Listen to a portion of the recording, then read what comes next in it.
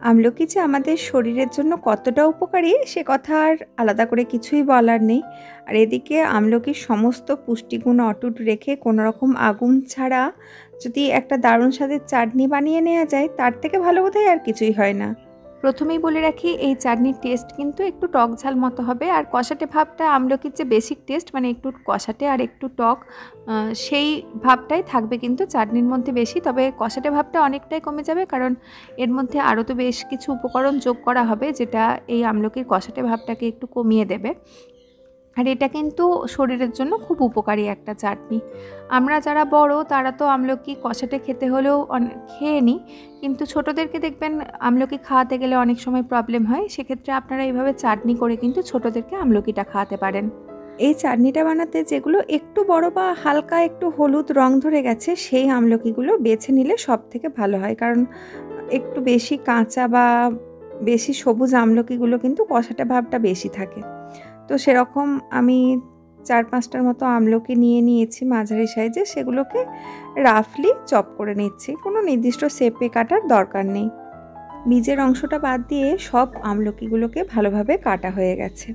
তো এই টুকরো করে নেওয়া আমলকিগুলোকে একটা আমি মিক্সার গ্রাইন্ডারের মধ্যে নিয়ে নিচ্ছি, এটাকে বাটবো। তবে এর সঙ্গে কিন্তু আরও বেশ কয়েকটা উপকরণ দেবো। এখানে আমি অল্প একটু ধনেপাতা নিয়েছি।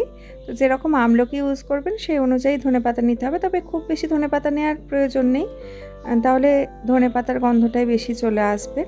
আমি ডাঁটি আর পাতা সব সহই ধনেপাতাটা ইউজ করছি, যেহেতু বেটে নেব তাই কোনো রকম অসুবিধাও হবে না। ডাঁটিগুলো ভালোভাবেই, এখন নরম ডাঁটি, ভালোভাবেই বাটা হয়ে যাবে। একটু ছোট ছোট করে কেটে দিচ্ছি যাতে বাটতে সুবিধা হয়। আমলকির আরও বিভিন্ন ধরনের আচার, কাঁচা আমলকির আরও বেশ কয়েকটা ধরনের চাটনির রেসিপি আমার ডেসক্রিপশন বক্সে দেওয়া থাকছে, ইচ্ছা হলে দেখতে পারেন। আর যে কোনো আমলকির রেসিপি আমি পোস্ট করার পরেই আমি দেখেছি আপনাদের কাছে আমি দারুণ সাড়া পাই আমলকির বিভিন্ন রেসিপিগুলোতে। তো বেশ ভালো লাগে, আশা করি এই রেসিপিটাও আপনাদের ভালো লাগবে। আমি এখানে একটা পাতিলেবু নিয়েছি, পাতিলেবুর অল্প একটু অংশ দিচ্ছি। আমলকি কিন্তু একটু কষাটে আর একটু টকও থাকে, আর আমি অল্প একটু অংশ দিচ্ছি যাতে আমলকির কষাটে ভাবটা একটু কমে যায়। আর এতেও প্রচুর পরিমাণে ভিটামিন সি থাকে। এই চাটনিটা কিন্তু মানে সর্দি কাশি বা শীতকালের যে সমস্ত ঠান্ডা লেগে যে সমস্যাগুলো বাচ্চাদের হয় তার জন্য খুবই উপকারী। ঝালের জন্য দিলাম 4টে কাঁচা লঙ্কা।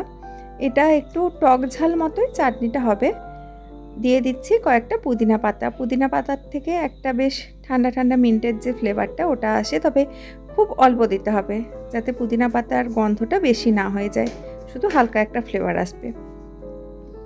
তো প্রায় মূল উপকরণগুলো দেওয়া সারা, এরপরে কিন্তু আরও একটা মূল উপকরণ দেবো, সেটা শেষের দিকে দেবো।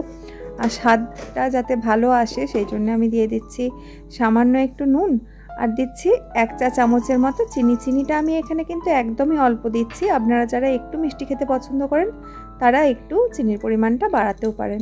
আর এখানে দিয়ে দিচ্ছি 2 টেবিল স্পুনের মতো রোস্টেড চীনাবাদাম। ব্যাস, এবারে খুব সামান্য প্রয়োজন অনুযায়ী একটুখানি জল দিয়ে সব কিছু ভালো করে ব্লেন্ড করে নিলে রেডি কাঁচা আমলকির চাটনি। এটা ভাত বা রুটি দুটোর সঙ্গেই খেতে কিন্তু খুব সুন্দর লাগে। এই চাটনিটা যে কোনো এয়ারটাইট কন্টেনারে ফ্রিজে 2 থেকে 3 দিনের মতো রেখে খেতে পারেন। যেহেতু কোনো রকম প্রিজারভেটিভ ইউজ করা হচ্ছে না, চাটনিটা কোনো রকম রান্নাও করা হয়নি, তাই তার থেকে বেশি রাখা কিন্তু চলবে না, সেটা শরীরের পক্ষে ক্ষতিকর হয়ে যাবে। আজকের এই সিম্পল চাটনির রেসিপিটা কেমন লাগলো জানাবেন। দেখা হবে পরের দিন আবার নতুন কোনো রেসিপি নিয়ে। ততক্ষণ সবাই সুস্থ থাকুন, ভালো থাকুন, সঙ্গে থাকুন।